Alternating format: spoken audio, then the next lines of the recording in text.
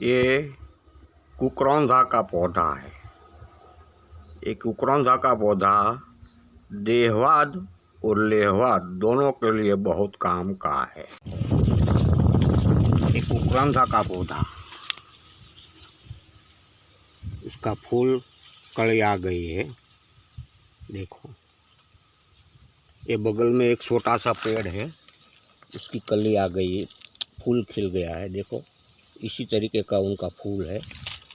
जब कली आती है तो अंदर से थोड़ा सा पीले कलर का होता है, बाद में सफ़ेद कलर का रुई जैसा, आंकड़े का जो रुई जैसा वो निकलता है, ऐसा हो जाता है। ये कुकरौंधा, इसको कुकरौंधा भी बोलते हैं, को खरडग भी बोलते हैं, जंगली तम्बाकू भी बोलते हैं और कुकरौंधा भी बोलते हैं।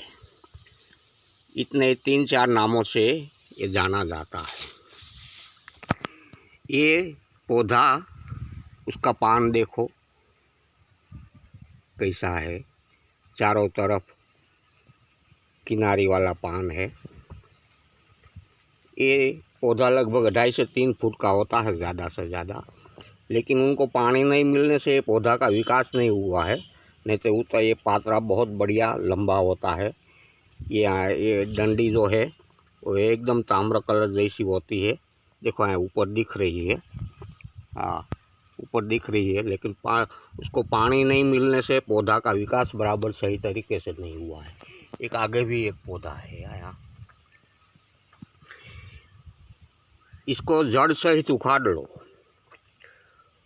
और उसको पंचांग का चूर्ण लुगदी कर डालो। उसके पंचांग की 250 ग्राम लुगदी में 1 तोला कंटक वेदी शुद्ध किया हुआ पत्रा रखकर 3 से 4 गजफुट अग्नि दे दो तो सफ़ेद भस्म हो जाएगी, ताम्र की सफ़ेद भस्म हो जाएगी, जो देहवाद के लिए भी बहुत काम की है और लोहवाद के लिए भी बहुत काम की है। लोहवाद के लिए एक जंगली तम्बाकू की योग से बनाई हुई भस्म, 1 तोला भस्म 250 ग्राम पारा को बांधती है।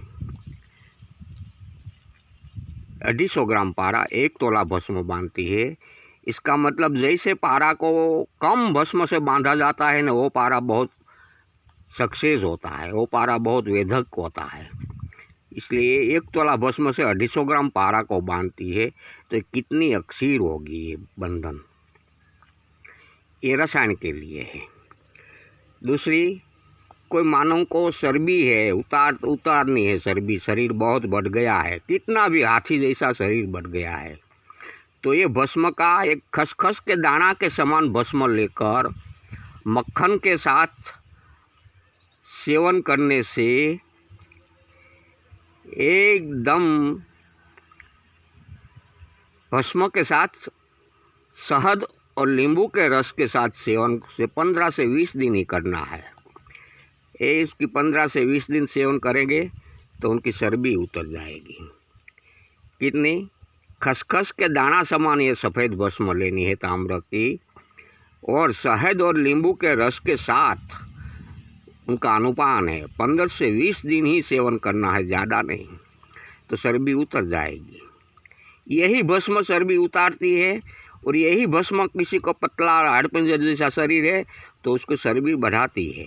लेकिन अनुपान फेर है, जिसको चर्बी बढ़ाना है उसको ये खसखस के दाना समान भस्म मक्खन और शक्कर के साथ सेवन करने से चर्बी बढ़ जाती है, खुराक भी बढ़ जाता है। इतनी अक्सीर दवा है। एक ही दवा अनुपान बदलने से चर्बी उतारती है, और वही दवा अनुपान बदलने से चर्बी बढ़ाती है। नपुंसक के लिए तो ये भस्म रामबाण इलाज है, रामबाण इलाज है। खसखस के दाना समान भस्म मक्खन के साथ सेवन करने से स्त्री संग में अत्यंत स्तंभन करते हैं ये भस्म। कितनी? खसखस के दाना के समान भस्म मक्खन के साथ सेवन करने से स्त्री संग में अत्यंत स्तंभन करती है। ये एक ही दवा कितने प्रकार की काम करती है, ये कितना ये अक्षीर पौधा है, रसायन के लिए, देहवाद के लिए बहुत अक्षीर दवा है। जो वेदों साधु संतों दवा करते हैं उनको किसी को चर्बी बढ़ानी है, अगर तो किसी को चर्बी उतारनी है तो ये भस्म उनको अवश्य कर लेनी चाहिए।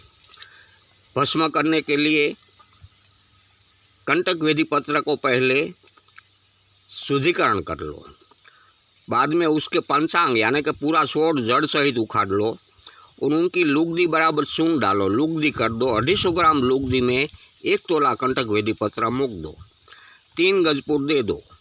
3 गजपुर अगर नहीं बराबर होवे तो चौथा गजपुर दे दो, लेकिन हर गजपुर में उसकी लुगदी बदलनी पड़ेगी।